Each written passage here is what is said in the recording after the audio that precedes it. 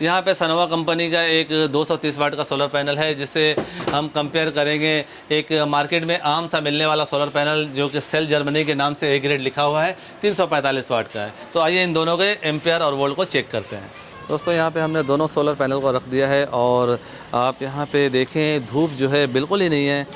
आप वो देखें सूरज का कहीं पता नहीं है और आप देखें कोई तरह का साया हमें नज़र नहीं आ रहा है। तो हम इस पट्टी को उतार लेते हैं।